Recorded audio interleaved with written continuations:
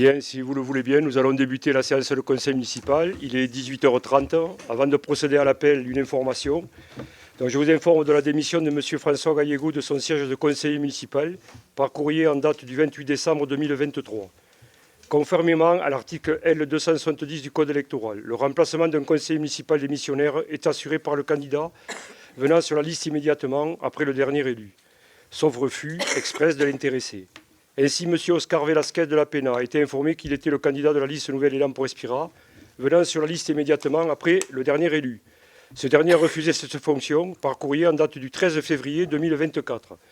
Madame Émilie Sanchez-Guyot étant la candidate suivante, elle a été contactée et a accepté ce siège avec effet à compter du présent conseil municipal de ce jour, donc du 27 février 2024. Il convient de procéder à son installation officielle. Je vous demande donc de l'accueillir chaleureusement et de lui souhaiter la bienvenue dans cette assemblée. Voilà, bienvenue. Donc, on va démarrer donc l'appel. Donc Fourcade, présent. Madame Font. Présente. Madame Mounier. Présent, monsieur. Monsieur Jonca. Madame Labbé. Présent. Monsieur Marco. Présent. Monsieur Avila. Présent. Madame Bagnouls. Présent. Madame Coste. Présent. Monsieur Martinez. Présent. Monsieur Albafouille. Présent. Monsieur Lictevou. Présent. Madame Jourdan. Monsieur Moulinet qui donne procuration à Frédéric Jonca. Madame Coculé. Madame Barthès qui donne procuration à Christiane Monnier. Monsieur Fournet Jérôme qui donne procuration à Norbert Marco. Madame Albafouille. Monsieur Banet. Madame Ferreira. Madame Sanchez-Guyot. Voilà, donc je déclare donc le conseil municipal ouvert et donc je vous propose de nommer donc, comme secrétaire de séance Christiane Monnier, comme nous le faisons habituellement. Il n'y a pas de souci. Donc j'attire votre attention sur l'obligation de prévention des conflits d'intérêts. Aussi, je demande à tous les conseillers d'être particulièrement vigilants et de signaler avant le vote tout intérêt à titre personnel, professionnel ou électif qu'ils pourraient avoir avec un dossier. Je pense notamment aux élus qui siègent dans des organismes publics ou privés, objet de certaines délibérations, mais également à tout intérêt personnel ou professionnel. Dans ce cas, le déport sera nécessaire, c'est-à-dire que les élus concernés devront quitter la salle et ne pas participer au débat ni au vote. Le premier dossier, comme habituellement, c'est l'approbation du procès-verbal de la séance du 19 décembre 2023, que vous avez eu de distribuer donc, avec les convocations. Est-ce qu'il y a besoin d'informations? Pas de questions. Donc nous passons au vote. Qui est contre? Qui s'abstient? Unanimité, je vous remercie. Le deuxième dossier, c'est l'information du Conseil sur les décisions du maire prises par délégation. Donc, vous l'avez vu sur le rapport donc, qui est sur votre table. Il y a une décision donc, sur un marché à procédure raté sur la fourniture et la maintenance du matériel d'impression, donc, qui a été donnée au groupe MTM pour un montant de 344 € hors taxe. 61 344, pardon. Marché de la procédure formalisée, appel d'offres ouvert pour la fourniture de lumineurs et leur pose, conclu avec les entreprises suivantes. L'entreprise Luce Éclairage de Villelongue-Delmons pour un montant de 265 850. Et le lot 2, c'est la pose dont l'entreprise AGEC de Saint-Estève pour un montant de 64 200. Une décision suivante, décision d'ester en justice et de se porter partie civile devant le tribunal correctionnel de Perpignan. C'est une affaire sur un agent PM qui a été molesté. Demande de subvention auprès du Fonds vert pour la constitution de zones entièrement débroussaillées en appui des OLD. Réalisation des zones de réduction de combustible autour du lotissement de Montpin. 72 600 de demandés que nous aurons sur 90 750 du montant des travaux, c'est-à-dire 80%. L'autre décision, renouvellement de l'adhésion de l'Association des maires ruraux, la MERF, donc, pour l'année 2024 pour 75 € annuels. Ensuite, donc, l'autorisation d'occupation du domaine public de la halle commerçante, 8 jours sur janvier et février, soit 40 € pour la fleuriste Fleur des Îles Sabrina Vaille. Ensuite, donc, la convention tripartite de mise à disposition gracieuse et utilisation de l'église d'Espira de la Glie pour l'organisation d'un concert par le conservatoire de PMM le 24 avril 2024. Et je vous informe, normalement, c'est ça, Nathalie, le 25, il y a aussi une autre animation. OK.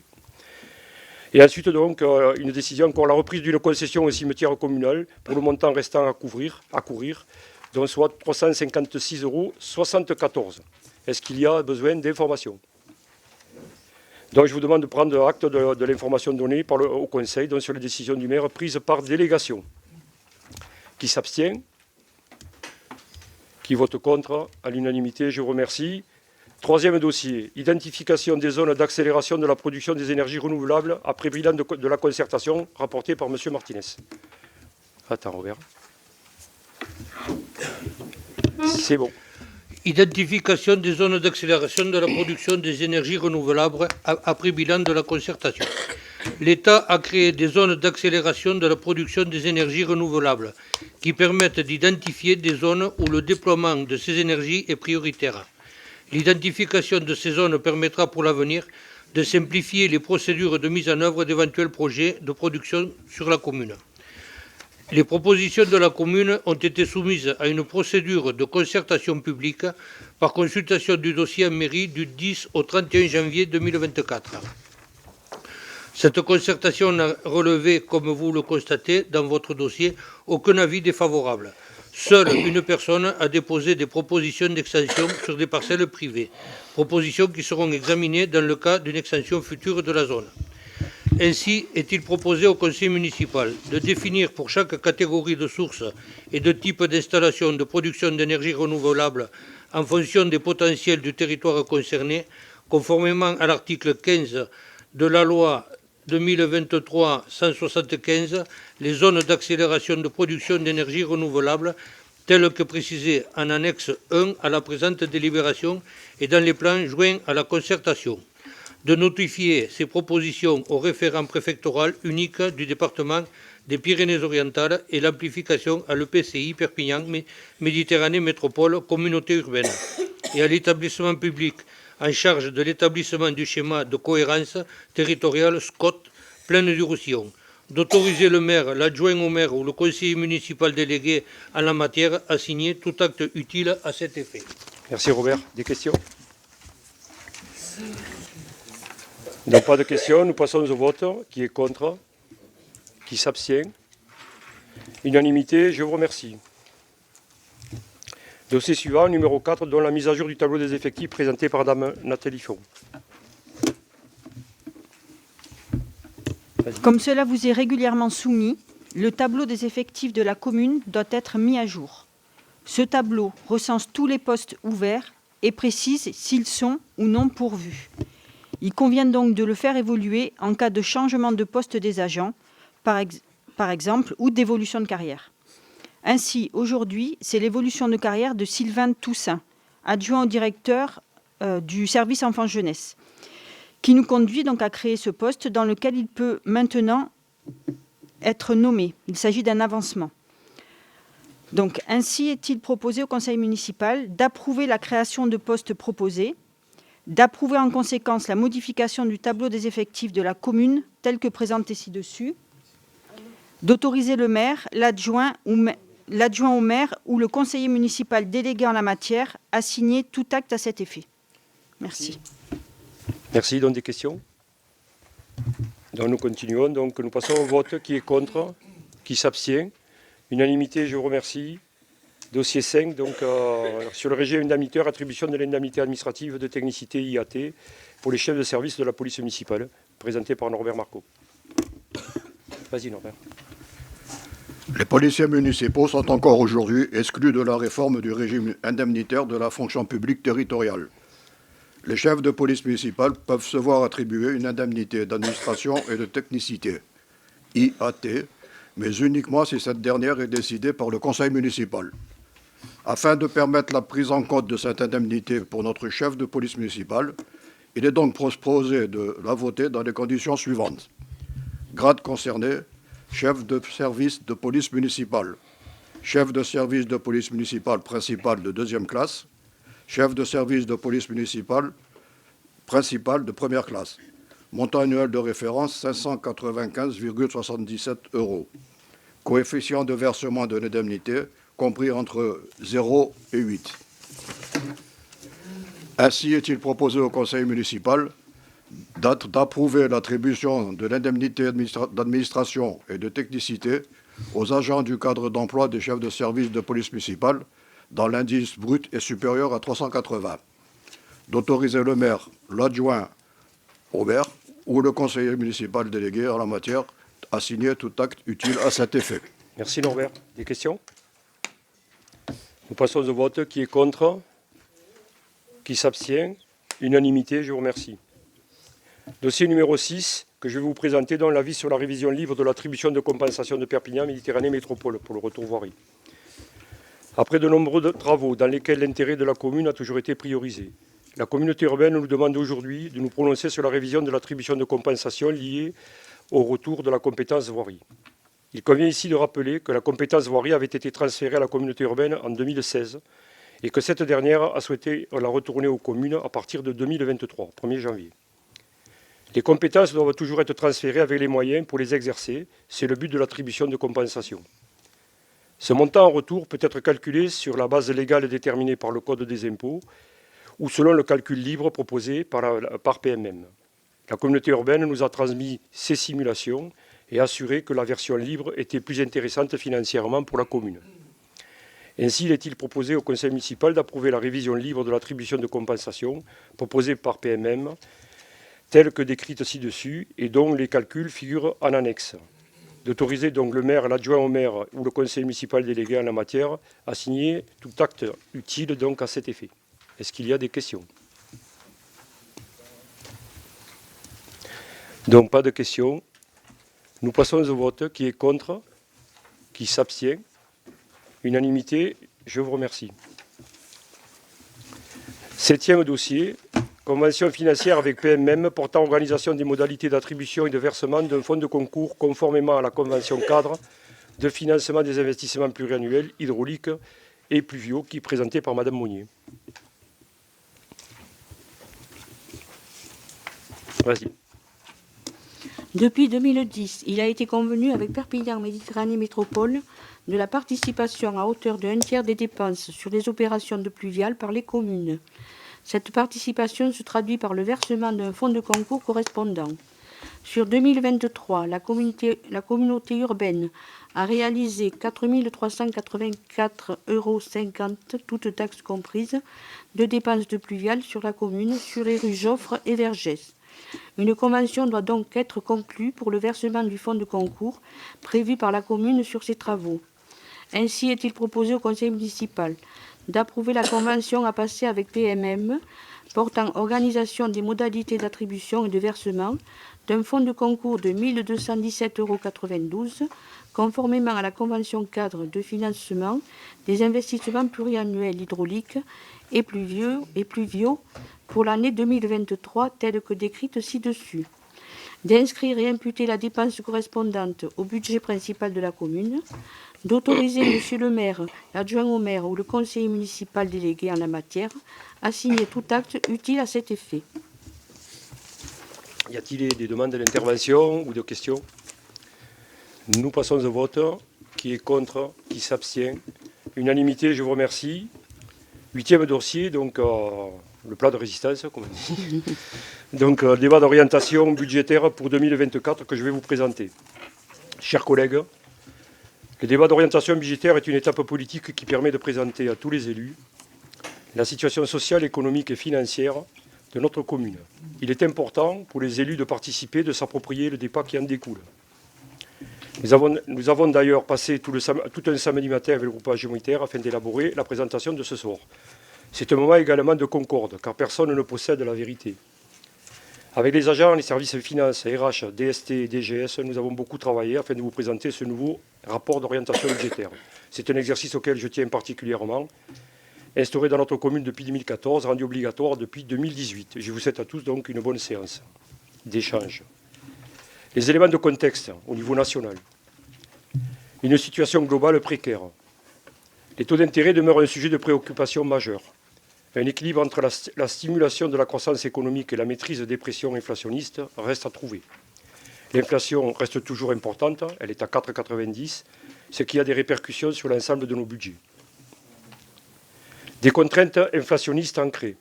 Toutes les dépenses de fonctionnement sont impactées, ayant pour cause l'inflation persistante dans de nombreux secteurs tels que l'alimentation, l'énergie, les matériaux de construction, les services, etc. En matière d'investissement, les dépenses ont également augmenté en 2023 pour toutes les strates de collectivités. Les indices du coût de la construction continuent à augmenter, impactant les coûts des projets communaux en cours et futurs. L'inflation a également un impact sur le coût de crédit qui a augmenté ces derniers mois et devrait continuer à augmenter. Malgré ces défis, la situation financière solide de la commune et la gestion prudente de la dette devraient permettre d'éviter le recours à l'emprunt. La prudence financière et la gestion rigoureuse resteront essentielles pour naviguer dans ce contexte économique incertain en 2024. Cette situation représente un défi majeur, d'autant plus que l'inflation atteint des niveaux exceptionnels par rapport aux dernières décennies. Pour ce qui concerne la loi des finances de 2024, le projet de loi des finances pour 2024 a été conçu pour initier une réduction du déficit public tout en maintenant une politique stratégique d'investissement en faveur de la transition écologique et du soutien du pouvoir d'achat. L'évolution des principaux indicateurs de l'économie française dépendra largement du contexte international et des conséquences des crises géopolitiques actuelles. Donc le slide, du projet de loi. Voilà, donc elle retient certaines hypothèses pour guider ses orientations. Une croissance à 1,4, elle était à 1%, c'est la prévision. Un déficit public à moins 4,4, c'est-à-dire moins 0,5 de l'année dernière. Une inflation à 2,6, elle était à 4,9. Un endettement, donc on n'en parle même pas, du PIB, qui est à 109,7, qui reste identique. Pour ce qui concerne les collectivités territoriales, la Cour des comptes met en garde contre la détérioration anticipée des comptes des collectivités territoriales en 2023 par rapport à 2022. Les dispositions concernant la fiscalité locale. Pour ce qui concerne la fiscalité locale, une revalorisation forfaitaire au niveau national de 3,9% en 2024 des valeurs locatives. Donc ça, c'était donc le bilan et la présentation générale. Nous allons passer donc au bilan maintenant de la ville d'Espiradagli. Le premier slide, c'est l'épargne brute et nette. L'épargne brute reste en 2023 à un niveau élevé grâce à la gestion rigoureuse initiée depuis 2014 et la réactivité de gestion face aux difficultés économiques et à l'inflation, pour s'afficher à 729 274,80 €. L'épargne nette, qui conditionne les autofinancements, reste elle aussi à un niveau élevé, tout en accusant elle aussi une baisse sur 2023, due essentiellement à l'impact de l'inflation conjuguée à la spéculation liée à l'achat des produits, ainsi que le développement des services à la population sur 2023. Elle s'affiche à 510 581,91. Slide suivant, qui est une vue comparative des années. Ces bons résultats démontrent la capacité de la commune à amortir les effets de la baisse continue de la DGF, donc depuis 2016, et la crise économique qui a frappé l'année 2022 et qui s'est accentuée en 2023. Slide suivant, les excédents bruts et nets. Les agrégats budgétaires sont calculés en prenant en compte l'ensemble des dépenses et recettes réelles et d'ordre en fonctionnement et en investissement. Ils intègrent donc les excédents et ou déficits reportés de l'exercice antérieur. Notre excédent brut est de 3 830 929,43 et notre excédent net est de 5 163 348,03. Comme en 2021 et 2022, la commune dégage en 2023 des excédents importants. Ce maintien d'excédents est constaté par un bon équilibre entre les sections de fonctionnement et d'investissement. Pour débuter l'année 2024, un tel volume d'excédents devrait nous permettre de passer cette période inédite et difficile avec plus d'assurance. Slide suivant, une vue comparative. Ainsi confrontée, comme les autres collectivités, à un contexte budgétaire très tendu, la commune d'Espiradagli a su adapter sa gestion pour observer les hausses des dépenses incompressibles, maîtriser les autres dépenses et ainsi conserver une base financière solide tout en ménageant l'avenir. Slide suivant, la capacité de désendettement. Les experts en finances locales considèrent généralement que le seuil critique se situe entre 11 et 12 ans. Passé ce seuil, les difficultés pour une commune à rembourser sa dette se profilent en général pour les années futures. Le seuil de vigilance s'établit à 10 ans. Notre capacité est de 2,34 années. La dette liée aux opérations d'envergure financées en 2021 ne pèse donc que très faiblement sur les finances de la commune. Bien qu'ayant beaucoup plus investi ces dernières années, notre endettement sur cette même période a diminué de 44,68%. Le ratio d'endettement communal, celui-là est très intéressant. Le ratio national relatif à l'endettement communal, qui mesure la charge de la dette relativement aux ressources de la commune, sur les recettes réelles donc. Excellent en comparaison, reste excellent en comparaison des communes de même strate. Plus le ratio est faible, moins l'endettement pèse sur la commune. Il y a 10 ans, notre dette pesait 70,31% de nos recettes réelles. Aujourd'hui, elle ne pèse plus que 43,28%. Ce bien meilleur positionnement explique par un meilleur niveau de recettes réelles de fonctionnement qu'à l'époque. On peut donc en conclure que la municipalité a su optimiser ses ressources pour soutenir sa politique d'investissement. L'absence de recours à de nouveaux emprunts, qui évite de faire subir à la commune la hausse spectaculaire des taux d'intérêt, et le choix d'un recours à l'emprunt à taux fixe très avantageux, 1,05 en 2021, permet de constater une décrue progressive mais rapide du ratio d'endettement qui se poursuivra en 2023 et 2024 et les années suivantes. Nous passons au résultat, qui n'est pas le compte administratif, c'est l'arrêté des comptes. Donc pour l'année 2023, en fonctionnement, notre résultat sera de 518 131,80. Le résultat antérieur reporté de 3 312 797,59, ce qui nous fait un résultat cumulé de 3 830 929,39. Pour l'investissement, le résultat de l'exercice 2023 est de 97 986,21. Le résultat antérieur reporté est de 1 234 432,43. Le solde de reste à réaliser est de moins 165 167,67. Le résultat cumulé sera donc de 1 167 250,97. L'excédent de fonctionnement cumulé s'élève donc à 3 380 929,39.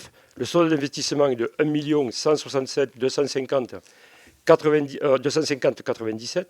Dans toutes sections confondues, le résultat est de 4 998 180,36. Ce bon positionnement s'explique par un meilleur niveau de recettes réelles de fonctionnement qu'à l'époque. On peut donc en conclure que la municipalité a su optimiser ses ressources. Les résultats donc s'établissent comme suit. Je les ai eu 2 fois. Attends, je crois que... Ouais. Excusez-moi. Nous passons aux dépenses donc aux dépenses et recettes de la section de fonctionnement, mais par chapitre. Dans les dépenses de fonctionnement. Donc, chapitre 011, une dépense à caractère général qui a augmenté de 20,14%. En 2023, c'est vers les postes les plus impactés par l'inflation que l'on retrouve les plus fortes hausses. C'est bien normal, les fluides, l'alimentation, les assurances, etc. Mais les rationalisations mises en place à la hausse des prix restent l'élément marquant de cette année 2023. C'est-à-dire qu'à quantité égale, bien évidemment, avec l'inflation, c'est plus cher. Le chapitre 65, les charges de gestion courantes, elles augmentent de 13,21%. Elles concernent les contributions aux organismes tels que le CIM, le CIDEL, l'AMF, l'ORCA, etc. Les subventions versées aux associations, les abonnements logiciels métiers, la cotisation à l'école du Sacré-Cœur. C'est sur ce poste que provient la plus grosse augmentation, plus 35%. Et les créances inscrites en non-valeur. Chapitre 67, les charges exceptionnelles. C'est moins 17,39, mais ce résultat est epsilon car la masse financière ne pèse pas dans le budget. Slide 18, le suivant. Les charges de personnel. La structuration des effectifs au 31 décembre 2023 s'établissait comme suit. 57 agents, dont 33 titulaires et 24 contractuels. Plus 3 titulaires et moins 3 contractuels par rapport à 2022. Elles augmentent pour l'année 2023 de 12,39, soit 269 046,38 € comparativement à 2022. Cette augmentation est due à la montée en puissance des nouveaux services de la commune et à la stabilisation d'une équipe municipale au complet. 3e médecin à temps plein, 2e secrétaire médical à temps partiel, recrutement administratif et technique. Mais cette hausse est également due à l'augmentation du point d'indice qui, après un gel très prolongé depuis 2010, a été rehaussé par le gouvernement successivement de 3,5 en 2022 et 1,5 en 2023. Auxquels s'ajoutent les augmentations individuelles automatiques et légales et de 1,5% en moyenne par an, plus la prime de précarité qu'on a votée donc, tous ensemble au dernier conseil municipal. Les efforts de la municipalité sur le poste des dépenses représentées par les charges de personnel ont également permis de constituer une équipe solide au service des administrés et de la commune et d'une professionnalisation plus importante des services. Slide suivant. S'agissant du centre municipal de santé, oui, d'accord. S'agissant du centre municipal de santé, La dépense induite pour la charge supplémentaire de personnel est à pondérer, car contrairement au bon nombre de services créés dans les communes, les recettes inhérentes aux services permettent de l'équilibrer. Le CA de 2023, il est bon, c'est là. Oui, le CA, c'est Ah, d'accord. 422 576,45, soit plus 15,48, de plus qu'en 2022, pour plus de 16 200 visites. Cette année, la balance présente un solde excédentaire de 26 380,81. Ce service essentiel aux administrés ne constitue donc pas une charge supplémentaire pour la commune, bien au contraire. La mise en place d'une ventilation analytique par code de service auprès de la trésorerie permet un suivi rigoureux de fonctionnement de ce service essentiel. Souvenez-vous, nous avions voté donc, sur le budget précédent de faire donc un budget annexe. Sauf que la DGFiP nous a dit que ce n'était pas possible, mais presque en fin d'année de l'année 2023. Donc nous avons proposé de faire de l'analytique sous forme de code de service, et donc ce qui fait que donc, un tiers gérera pour nous l'analytique du centre municipal de santé, la DGFiP. Rien de mieux. Les charges financières, slide suivant. L'année 2023 voit leur baisse se poursuivre du fait de l'échéance d'un emprunt important contracté sur le mandat 2008. En 10 ans, nous sommes passés dans les charges financières de 83 701 € de remboursement annuel à 21 998 en 2023. Cette baisse continuera de s'accentuer en 2024 avec l'extinction des 2 autres remboursements d'emprunt, toujours contractés sur les mandats précédents. En conclusion, sur les dépenses de fonctionnement, la hausse constatée en général a respecté la trajectoire prévue au budget de hauteur de 15%. Elle est donc largement maîtrisée, eu égard à l'inflation globalisée et aux nouveaux services mis en place par la municipalité. Nous allons passer donc aux résultats de fonctionnement par chapitre. Les impôts et taxes donc ont augmenté de 21,48. Alors là aussi c'est pareil, donc c'est pas donc le taux des impôts qui a augmenté au niveau communal, c'est le nouveau calcul depuis donc 2 ans et la 3e année donc là cette année. Qui donc est basé, les bases sont calculées maintenant sur le taux d'inflation.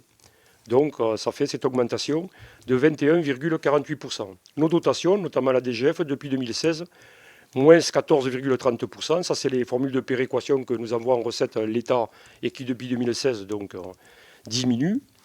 Les produits de service, 1 273 673,04, plus 5,15. Les produits de gestion, plus 8,30 pour 40 253. Les atténuations de charges, moins 8,63 qui s'affichent à 173 892. Les produits financiers, c'est Epsilon, c'est 12,24 €. Et les produits exceptionnels, c'est la même chose. Donc, une augmentation de 2,76 donc, et 130 632. Alors cette augmentation de 12,65 provient principalement de l'optimisation des recettes communales par l'équipe municipale, mais aussi de l'augmentation des produits ici des impôts et taxes, comme je viens de vous le dire. Et ce, même si le taux d'imposition communale n'a pas augmenté. Je rappelle aussi que par notre décision de ne pas augmenter le foncier bâti à la suite de la suppression de la taxe à l'habitation, contrairement à bon nombre de communes, cela a permis donc de diminuer la valeur des impôts en montant moyen par foyer fiscal de 706 €. Ce n'est pas rien.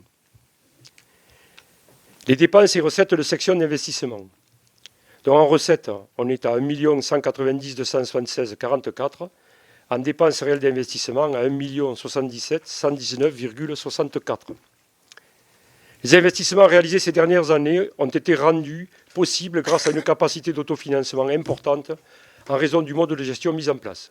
Rationalisation des dépenses publiques, développement des recettes de fonctionnement, mais aussi en raison des taux de subvention obtenus des principaux financeurs que sont l'État, le département, la région, l'Europe et la communauté urbaine.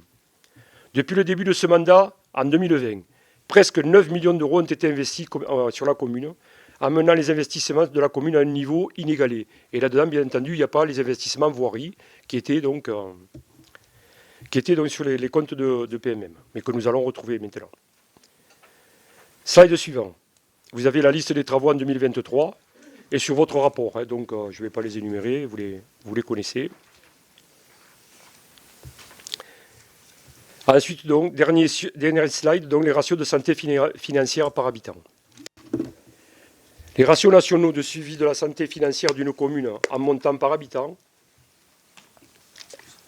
décrivent une situation globale très saine et offrent une vision chiffrée et objective du contexte local. Alors, c'est fait donc en 6 modules, le bleu étant nos résultats de l'année, donc du résultat communal. Et les 6 modules, donc, vous avez donc les mandats donc, qui les séparent sur les 6 modules. Vous constatez sur le premier que les dépenses réelles de fonctionnement par habitant ont augmenté, du fait du maintien de la qualité et surtout de l'accroissement des services proposés à la population, tout en restant proche de celles de la moyenne des communes de la même strate.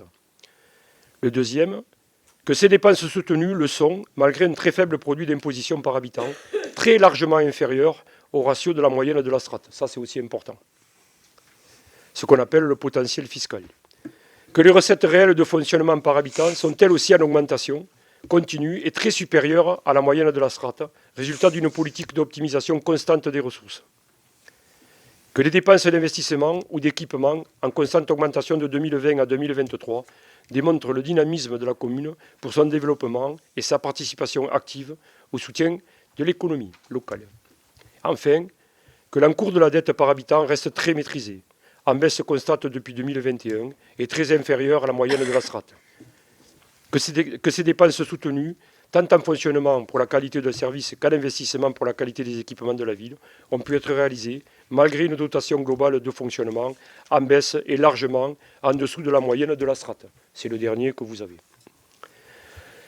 Donc, nous allons passer aux orientations budgétaires, mais est-ce qu'il y a donc à ce niveau-là des interventions ou des questions auxquelles donc, je vais essayer de vous répondre. Donc, vous le connaissez. Donc, nous allons passer donc à la suite. Dans les orientations de budget pour 2024. Pour les charges à caractère général, la trajectoire pluriannuelle des charges à caractère général se décline comme suit. Donc 7% pour le 0,11. Le budget 2024 sera construit sur la base du réalisé 2023 en appliquant cette évolution de dépenses de 7%. Lié au contexte économique du début de l'année 2024, l'an dernier, nous étions à 15% à ce moment-là. On a affiché 15% et on a fait 14 et quelques. L'inflation devrait se stabiliser, permettant de ramener les dépenses à une croissance moins soutenue, tout en amenant certains nouveaux services à leur vitesse de croisière, comme la médiathèque, ou en accompagnant la croissance d'autres qui connaissent un surcroît de fréquentation, et notamment le service enfance-jeunesse. Certains comptes seront donc revus à la hausse par rapport au montant réalisé. Vous avez le détail par chapitre dans le ROB, le rapport d'orientation budgétaire, qui vous a été envoyé et qui est sur table également, donc qui vous explique comment nous y arrivons. Les charges de personnel. Depuis 2014, les services municipaux ont été restructurés afin d'apporter un service de meilleure qualité aux administrés. En 2023, l'équipe s'est stabilisée à un niveau satisfaisant de compétences. Aussi, les évolutions devraient être limitées et les principales évolutions de la masse salariale seront les suivantes. Transformation d'un poste d'ASVP en poste de policier municipal. Nous avons un ASVP qui a réussi l'examen donc, de policier municipal que nous nommerons prochainement. Le recrutement complémentaire lié aux obligations légales d'encadrement des enfants. Je vous disais tout à l'heure qu'on a donc, beaucoup d'activités sur le service enfant-jeunesse et dont on a un taux d'encadrement par rapport à cela des enfants. Maintien des remplacements des agents momentanément absents, que ce soit sur une simple maladie ordinaire, de congés à longue maladie ou de longue maladie à longue durée, donc ce que nous faisons depuis 2014. 1 à 2 agents devraient faire valoir leur droit à la retraite dans le courant de l'année, tandis que 2 sont en disponibilité sur toute la partie de l'année 2024. Pas en indisponibilité, en disponibilité. Diverses augmentations, bien entendu, liées aux hausses des points d'indice et de la fonction publique territoriale et les grilles de salaire. Slide suivant. Également, les agents ont manifesté leur volonté de s'investir dans le développement de l'action sociale, avec un projet de création de comité des œuvres sociales, ce qu'on appelle le code du personnel. Et la municipalité souhaite encourager cette démarche importante pour le lien social, afin de faire plaisir et récompenser les agents. Elle permettra également une fidélisation accrue, on l'espère, de la part des agents, ainsi que d'augmenter l'attractivité pour la fonction publique et territoriale, parce que quand on lance des recrutements, c'est compliqué. C'est compliqué. Pour 2024, ce chapitre, dont le 0,12 devrait être contenu à une augmentation de l'ordre de 8%. Vous avez le détail des chapitres donc dans le ROB qui vous a été envoyé, qui vous explique comment nous y arrivons. Slide suivant. Les charges de gestion courante, le 65. Les éléments les plus importants en 2024. Les indemnités votées et attribuées aux élus depuis le début du mandat sont 20% inférieures à l'enveloppe maximale prévue sur le Code général des collectivités territoriales.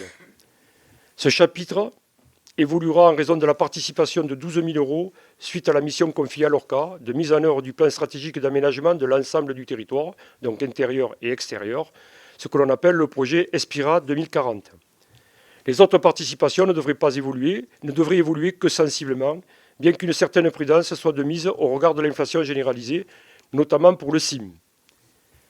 La forte sollicitation du CCAS, dans une période particulièrement difficile pour les plus vulnérables, tout comme le développement dynamique de ces actions, ateliers et sorties, et la montée en puissance des services offerts, comme le portage des repas aux personnes âgées. Vous avez le détail également de ce chapitre donc, dans l'Europe qui vous a été envoyé. Et comment donc nous y arriverons. Les charges financières. Ce chapitre sera encore en diminution en 2024, en raison de l'extension progressive de la dette ancienne souscrite à des taux d'intérêt oscillant entre 4,33 et 5,01. La souscription de nouvel emprunt en 2021 n'a donc que peu d'effet de répercussion sur l'évolution des charges financières, compte tenu des faibles taux pratiqués, qui, je le rappelle, est de 1,05. En 2013, les intérêts remboursés représentaient 3,42% des dépenses réelles de fonctionnement. En 2024, en 2023, ils ne représenteraient que 0,55 des dépenses réelles de fonctionnement. C'est ce que je vous expliquais tout à l'heure par le développement des recettes réelles. Les intérêts liés aux charges d'emprunt continueront à baisser pour atteindre un montant de 13 640 en fin de mandat. Il est également important de noter que les charges financières demeurent largement inférieures à celles supportées par les communes de même strate que la nôtre. Les atténuations de charges, le 0,13. Il s'agit du remboursement de notre contrat d'assurance pour les absences maladie des agents. Le bilan de santé du personnel au général étant bien meilleur, nous réfléchissons au fait de renouveler ce contrat d'assurance ou pas, car son coût serait peut-être supérieur au coût de l'absence constatée chaque année. Donc on est en train de travailler, le jour qu'on présentera le budget, on dira ça en détail. Les produits de service, le 70. Comme lors des exercices budgétaires précédents, la politique appliquée par la municipalité sera en 2024 le gel des tarifs des produits de service, à l'exception des cantines, dont les tarifs dépendent de l'évolution du tarif des CIM. Ce dernier a prévu une évolution de 2,6 au tarif du repas de cantine pour 2024. Juste là, une petite aparté. Il prévoit 2,6 et nous, en fonction du montant que ça donnera, on essaiera d'adapter ça, en fonction, bien entendu, puisqu'on connaît donc, le potentiel fiscal des personnes qui mettent donc, les enfants aux écoles. Donc, ensuite, le 73, la fiscalité directe locale. En 2023, la municipalité, en place pour la 11e fois, fera le choix de ne pas augmenter le taux de la fiscalité directe locale. Il sera donc proposé de voter les taux suivants. Le foncier bâti à 34,87, le foncier non bâti à 42,54. Pour rappel, ces taux sont bien inférieurs au taux moyen constaté par la DGFiP sur les communes de même strate, foncier bâti 37,76 et foncier non bâti 49,16. Je rappelle que le gouvernement a annoncé une prévision de revalorisation des bases de 3,9, ce qui devrait conduire à une hausse très légère des recettes. La fiscalité reversée. Un reversement de PMM est réalisé au profit de la commune. Il s'agit de l'attribution de compensation, qui constitue une dépense obligatoire pour le PCI et qui a pour objectif d'assurer la neutralité budgétaire du passage à la FPU, la fiscalité professionnelle unique, et des transferts de compétences à la fois par EPCI et par les communes membres. À la suite du retour en commune de la compétence voirie, l'attribution de compensation pour la commune devrait être fixée à 595 000 € par an, soit 230 000 € de reversement supplémentaire, permettant d'assumer la charge des voiries. Pour mémoire, encore, notre PPI voirie à la CU était jusqu'à l'ordre, donc jusqu'à la dernière année, de 150 000 € par an pour l'investissement sur nos voiries communales. Donc c'est la différence, c'est la dynamique. Enfin, la commune perçoit le Fonds national de péréquation des ressources intercommunales, donc de PMM, pour la commune d'Espira-de-la-Glie. Le montant de ce reversement est estimé à 65 000 €. On n'a pas encore tous les éléments, mais donc ça serait à peu près ça. Pour les dotations et participations, le 74, la DGF, il est proposé de retenir le montant identique à 2024, soit 230 000 €. On perd à peu près 80 000 € par an depuis 2016, 86 000 je crois exactement. La dotation de solidarité rurale, pour 2024, on affichera donc de manière prudente 55 000 € parce qu'on n'a pas encore tout reçu en notification. La dotation nationale de péréquation, pour 2024, dans l'attente toujours des notifications de l'État, il est projeté l'inscription budgétaire à 30 000 €. Les conventions de transfert des compétences entre le PCI et la commune. Seules les conventions relatives à l'entretien des VIC, les anciennes VCO, puisque l'entretien, c'est nous qui allons le prendre, ils nous retiendront que l'investissement. Et aux encombrants, feront l'objet pour l'année 2024 d'une recette ou de dépenses prévisionnelles montant d'environ 80 000 euros. Ce qu'on met à peu près tous les ans. Et après, donc, on regarde au réel, bien sûr. Nous passons à la section d'investissement. L'exercice budgétaire 2024 sera orienté sur l'apurement des réalisations en voie d'être clôturées. Ce qu'on appelle les restes à réaliser, les RAR. Donc, c'est ce que je vous disais tout à l'heure, on a 154 ou 156 000 euros, je crois, de RAR. Et la poursuite du programme municipal. Compte tenu de l'inflation toujours ancrée, les investissements seront fléchés en priorité sur les projets les moins impactés par ces augmentations et ou plus fortement aidés. Je rappelle pour la compréhension de ce qui va suivre, compte tenu des bons résultats de la fin d'exercice que nous avons chaque année, que notre programmation des futurs investissements est pluriannuelle. Quand on a de bons excédents, on les descend en section d'investissement et en fonction donc, des projets qui sont le moins chers et ou avec des subventions, on oriente donc bien entendu sur le programme que nous avions donc de début de mandat. Donc il reste donc à financer les RAR, donc les queues de programme. Certaines opérations sont terminées ou en voie de l'être. Toutefois, il reste parfois quelques finitions ou reprises à prévoir au budget, voire des subventions en attente de versement. Certains postes ont fait l'objet de retenues de garantie ou de réserve. C'est ce qu'on appelle les DGD. Qu'il convient de lever avant de procéder au paiement complet des entreprises intervenantes. De ce fait, elles seront reprises au budget primitif de 2024, malgré, pour certaines, leur achèvement physique. Là, par exemple, là où on est, le Centre culturel médiathèque, il y a encore des DGD en cours. Donc, on regarde ces montants-là, toujours sur la comptabilité qui va suivre. Pour autant, donc, les travaux sont terminés, bien évidemment. L'investissement suivant, c'est les travaux de relamping qui sont déjà démarrés, bien évidemment. Cette opération prévue par la municipalité depuis longtemps, donc les études datent de 2019 et 2020, était jusqu'alors retardée en attente de notification des subventions. Ce n'est plus le cas. Elle sera achevée donc en juin 2024, permettant à la commune d'assurer des économies substantielles d'électricité dès le début du budget donc 2024. On pense que vers juin, par là. Oui. Ah, c'est ça? Oui. Ah, ok. La réalisation d'un plan de circulation et de signalétique. Le cabinet de maîtrise d'œuvre a d'ores et déjà effectué le travail état des lieux de l'existant et produit des propositions qui sont actuellement à l'arbitrage et devraient aboutir à une mise en œuvre provisoire afin de pouvoir réadapter le plan de circulation en fonction des retours des administrés. Là, un petit focus. Ça, on l'a déjà fait l'année dernière, la maîtrise d'œuvre. Nous avions des travaux de voirie.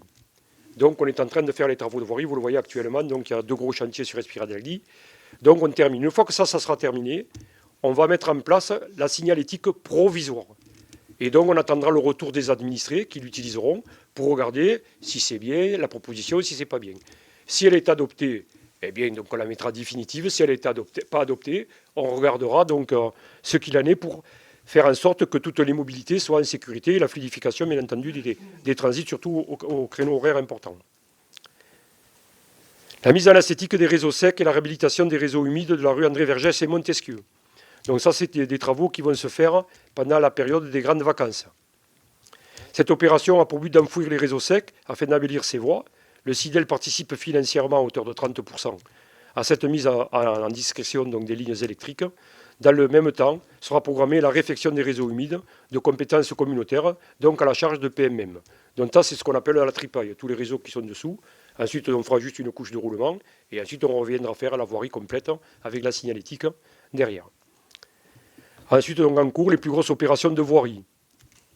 L'année 2024 verra la finalisation des opérations de voirie d'importance. La rue du Docteur Coste, la création d'un parking et d'un parc nature quartier Candan-Roc, avec donc, bien entendu ce parking avec les ombrières photovoltaïques qui arriveront derrière. L'embellissement des places des magnolias, des lilias et des camélias. Et ensuite, la mise à l'esthétique des réseaux secs et réhabilitation des réseaux humides, donc rue Vergès et Montesquieu, que je viens de vous décrire plus précisément. La restructuration complète de la salle Jean Cayrol.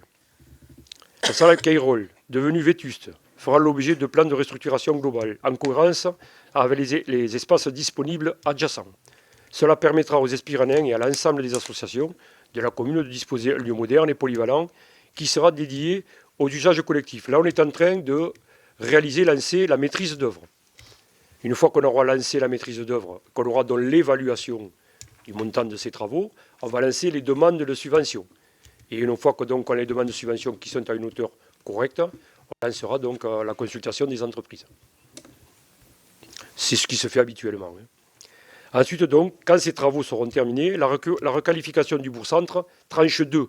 On a fait la première tranche jusqu'à l'ételière, et là toute la place donc est complètement démontée, devant dans la salle Jean Quérol, la mairie, et donc qui touche la place Jopard et l'entrée de la maternelle. Cet aménagement connecte à terme l'ensemble des fonctionnalités de bourg-centre de la commune. Notamment, la tranche 2 sera concentrée sur la liaison entre la première tranche et la place Jopard, en passant par l'esplanade de la mairie et la partie des écoles dès qu'elles seront délocalisées par la création d'un groupe scolaire unique à terme. L'autre dossier, la salle de multisport de combat.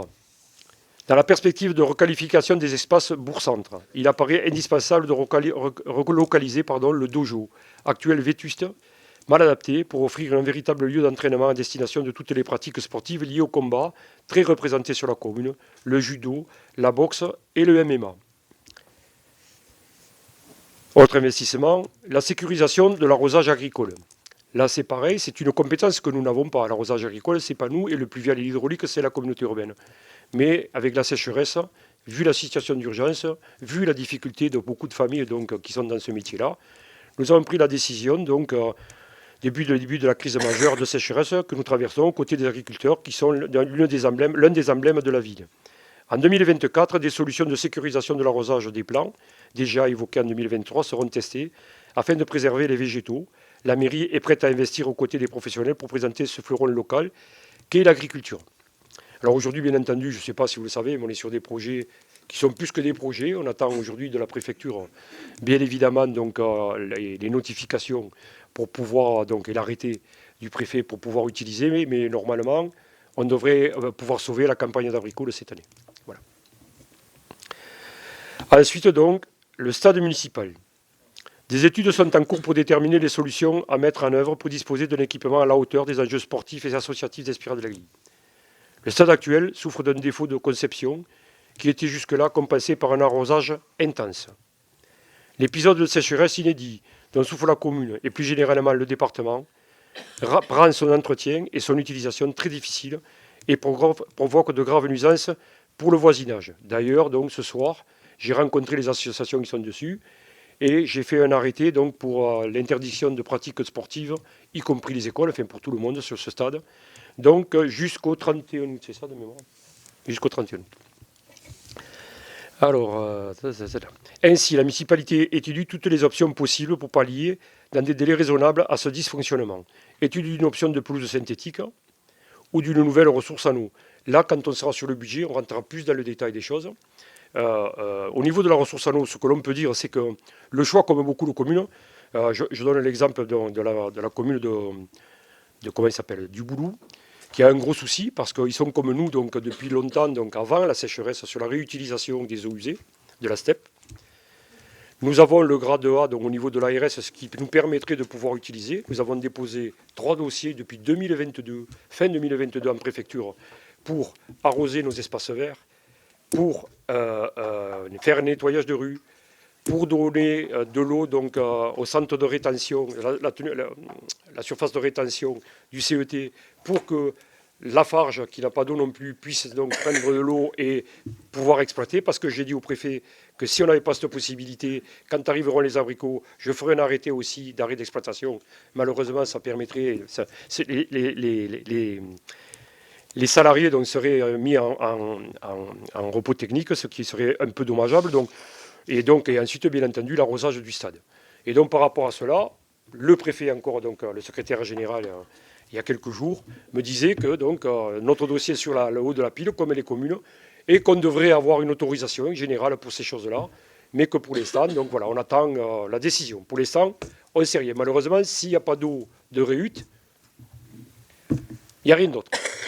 Je vais vous laisser la parole après. Je vous laisserai la parole. Je vous redonnerai, j'ai la mémoire, je vous souviendrai. Ensuite, donc... Bien. Mais vous n'avez pas écouté ce que je viens de dire, alors. Alors je vous écoute. Donc expliquez pourquoi il n'y a pas d'eau. Pourquoi il n'y a pas d'herbe alors chez nous? Parce que peut-être elle a été mal fait. Mais à ces stades, il y a de l'herbe. Hein. Et si vous l'auriez arrangé comme il faut, il y aurait de l'herbe, il y a un ruisseau qui passe à côté. Il y a un petit Ouais. C'est ça qu'il faut dire. Ouais, il faut voir l'ensemble. Il faut voir le projet dans l'ensemble.